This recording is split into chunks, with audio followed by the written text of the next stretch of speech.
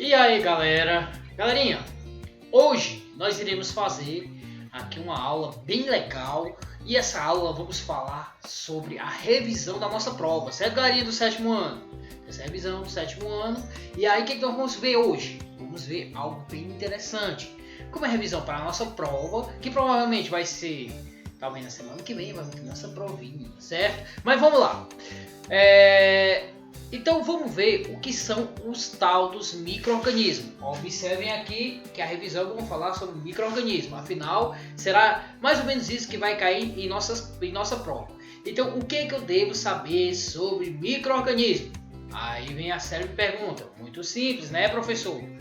Muito simples. Deixa eu botar aqui.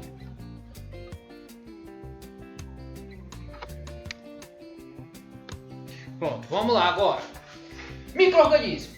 Micro-organismos são seres invisíveis. Certo? Significa o quê? Que você não consegue ver eles diretamente assim a olho nu. Você vai precisar de aparatos como um microscópio, como um microscópio a laser, um MEV ou também um MET. Lembram? Microscópio eletrônico de varredura e microscópio eletrônico de transmissão, ou até mesmo microscópio óptico, para que você consiga visualizar esses serizinhos que são pequenininhos, certo? Então vamos ver aqui quais são outras características. Eles podem ser unicelulares. Significa o quê? Ora, professor, eu não sei o que significa isso. Muito simples, pessoal.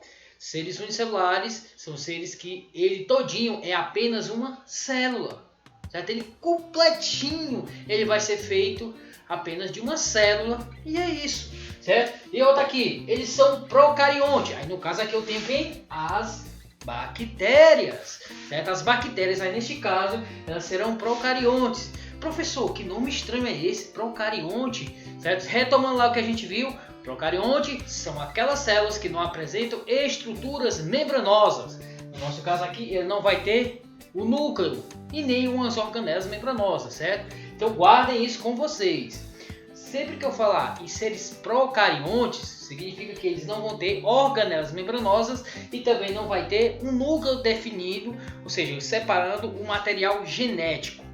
É mais ou menos isso, certo? Dando continuidade, o que nós vamos ter aqui como seres procariontes? As bactérias, que nós vamos ver daqui a pouco, aqui nos desenhos, quem é quem, beleza? Então aqui, ó, os eucariontes. Podem ser eucariontes, micro-organismos? Podem, pessoal. Aí eu tenho aqui um exemplo aqui, ó, os protozoários. Os protozoários são seres eucariontes e são unicelulares, beleza? Ok? E aí o que acontece com os protozoários? O que são eucariontes, afinal de contas, professor? Eucariontes são células que apresentam estruturas membranosas e também apresentam um núcleo separando o seu material genético, certo? Ok? E são acelulares. Podem ser essas três categorias. Então vamos lá para a gente refletir sobre isso aqui. Como é que eles podem ser? Unicelulares. Podem ser procariontes, no caso das bactérias. Podem ser eucariontes, no caso dos protozoários. E podem ser acelulares, que é o caso dos vírus.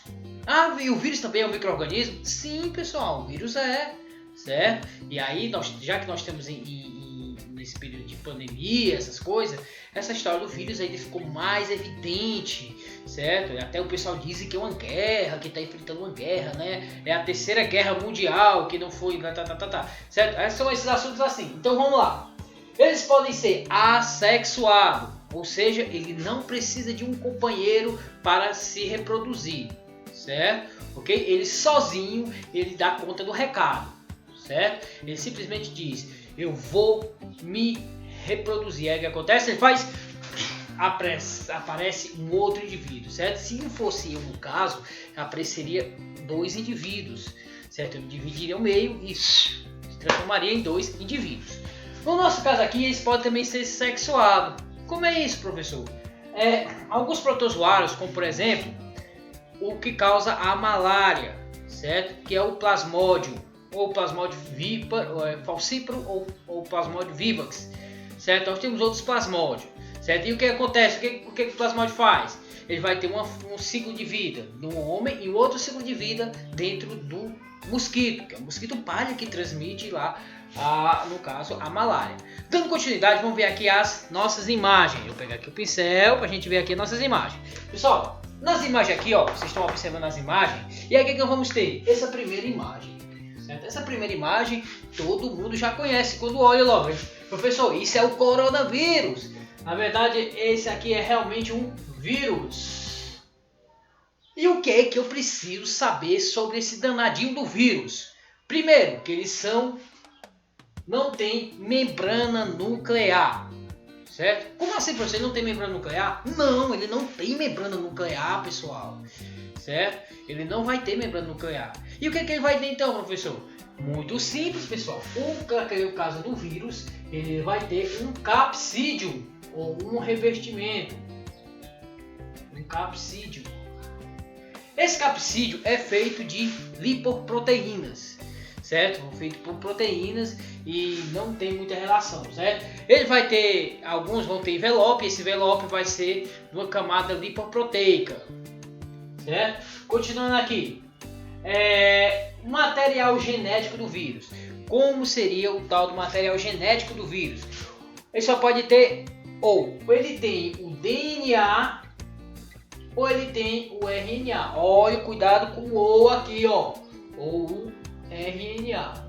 Quer dizer, professor, que ele não tem os dois? Não. Ele só vai ter apenas um desse material, certo? Ou ele tem o DNA, ou ele tem o RNA. É mais ou menos desse estilo. Aqui eu tenho outro exemplo de um outro tipo de organismo. Só que esse aqui nós vamos lembrar que ele é acelular. Ou seja, ele não vai apresentar, no caso aqui, célula. Já aqui nós vamos ter uma bactéria. E nessa bactéria que nós vamos saber que elas são procariontes. Ah, já estou entendendo, professor. Quer dizer que elas não vão ter um núcleo definido, não vai ter núcleo mostrando onde é que está o material genético. Exatamente, ela não vai ter um núcleo definido, certo? Então aqui no caso nós vamos ter a bactéria e essa bactéria ela pode ter vários formatos. Se tem o formato de bolinha como aqui, vai ser chamado de cocos. Então formato de bolinha, cocos. Se tiver o formato de bastonetes, vai ser os bacilos. Mas se tiver no caso aqui formato de vírgula, vamos chamar os vibriões. E se tiver nesse formato aqui, vamos chamar de espirilo, formatozinho de S. Beleza? O que ele vai ter aqui? E aqui nós vamos ter uma bactéria.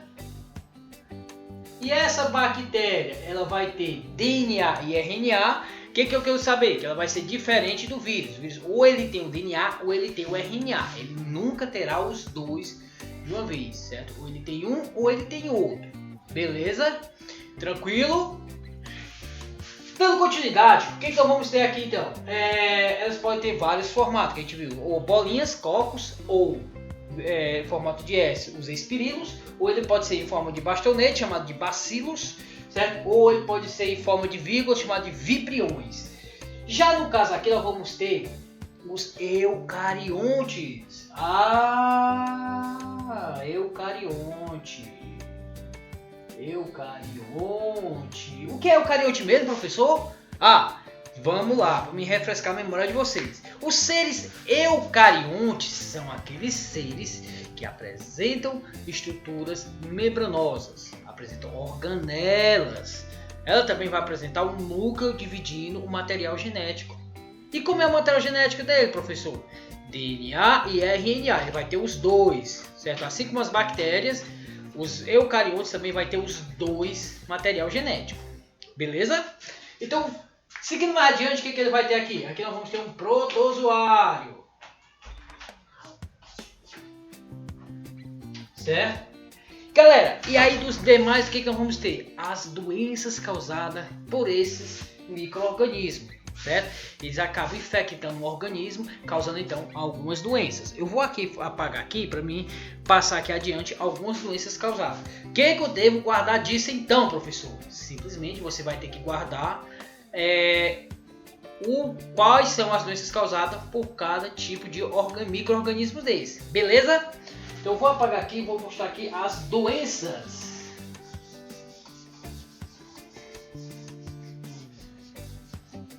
A mais conhecida de todas, e a bem comum e bem falada sobre as doenças, vamos ter aqui a doença do seu Chagas. Opa, a doença de Chagas, certo? A doença de Chagas.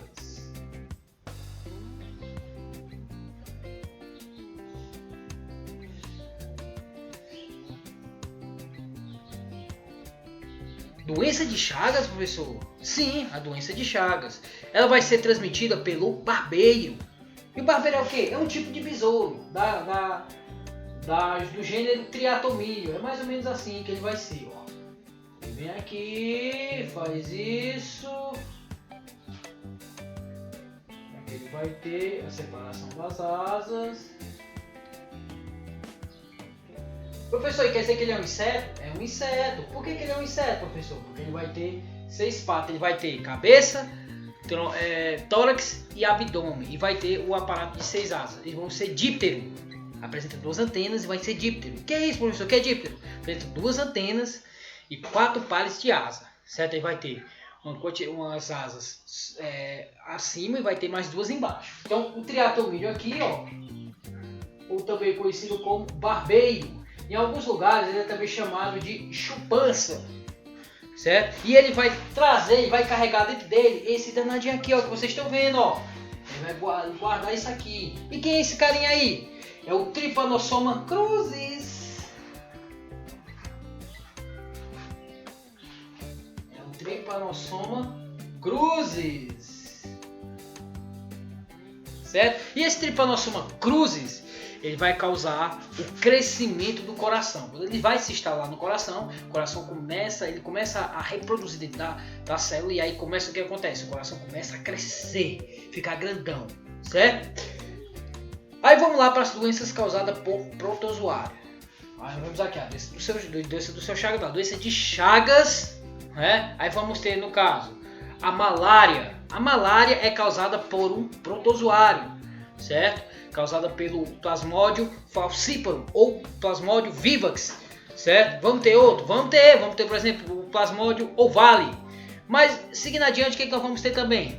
Nós vamos ter também alguns outros protozoários, como por exemplo a ameba, certo? Que é causado por um organismozinho, certo? Um protozoário. E esse protozoário que vai causar uma diarreia intensa, certo? Fezes com sangue, certo? Podendo causar outros problemas.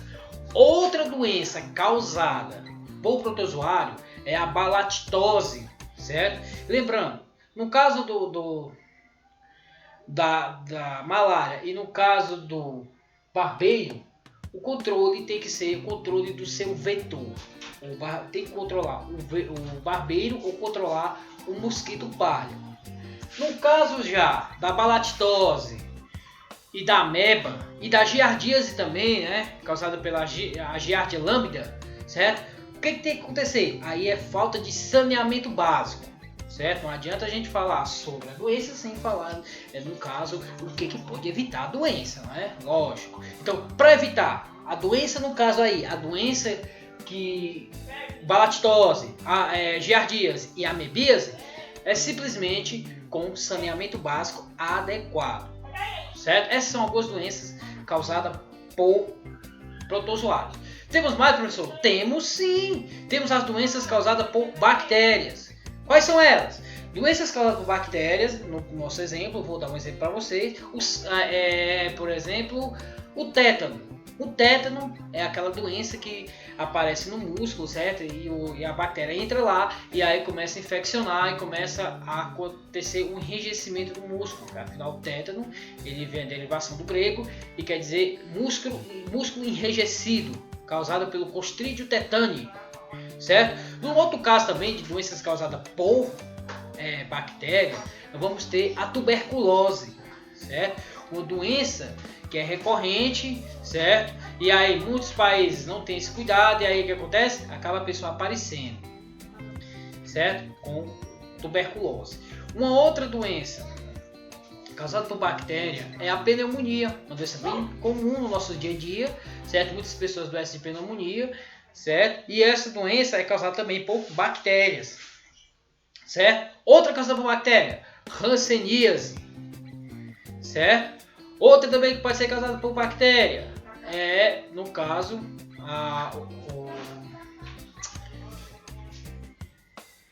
voltando aqui, outras doenças causadas por bactérias, nós temos diversas doenças, como por exemplo a meningite, meningocócica, causada também por uma bactéria.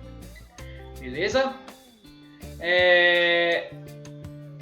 Nós temos também a tuberculose, como eu vou falado, mas vamos lá para doenças virais. Já as doenças virais, certo? Na maioria, nós temos já o Covid-19, todo mundo sabe que é um vírus, né? Ah, professor, então ele não vai ter material genético, vai ter o DNA, o RNA, sim, certo? Ok? Ele é chamado de Covid-19 por causa da característica que ele vai apresentar na sua membrana. Vai voltando lá. Outra doença causada por vírus, vamos ter a raiva, vamos ter a dengue, vamos ter a zika, vamos ter a febre amarela, certo? São tudo doenças causadas por vírus, certo? E aí, pra gente finalizar, certo? Dê uma olhada lá no livro, vai apresentar algumas outras doenças causadas por vírus, bactérias e protozoários, certo? Ok? Aí do mais, pra gente finalizar isso aqui, falar um pouco sobre as vacinas, certo? Vacinas são nada mais nada menos que uma imunização ativa. O que é imunização ativa, professor? Não entendo. É o seguinte, a vacina vai ser o causador da doença, certo? Ou ele vai estar atenuado, ele vai estar morto. O que ele vai fazer? Ele vai ser injetado no corpo, e aí o que acontece no corpo? Ele vai induzir o corpo a produzir, no caso, os anticorpos para combater aquilo ali, certo? Então, quando a doença vir de verdade, certo? Por exemplo, tomei a vacina da raiva, por exemplo, certo? Então, ele vai evitar que o vírus ele se manifeste quando ele estiver totalmente ativo. Isso significa o quê? Porque quando ele vier, certo? O que vai acontecer com ele? Ele vai, de certa forma, ele vai ser combatido pelos meus anticorpos. É isso que vai acontecer. Beleza? É isso que vai acontecer. Então, vou dar outro exemplo. Por exemplo, eu vou tomar a vacina do tétano, que é uma bactéria. Lembra do tétano? É uma bactéria, né? Lembra. E aí o que acontece lá? Ele vai injetar em mim ou a casca da bactéria ou algo que represente a bactéria, certo? A toxina da bactéria. E aí o que acontece? Meu organismo vai começar a produzir anticorpos, células de memória, para então combater esse tétano se algum dia eu for contaminado por ele. Beleza, galerinha? E a nossa revisão de hoje é um pouco mais extensa, simplesmente sobre esse material aqui, micro-organismo. Beleza? Esse material está no livro de vocês, certo? Dê lá uma olhada, dê uma verificada lá e valeu, pessoal!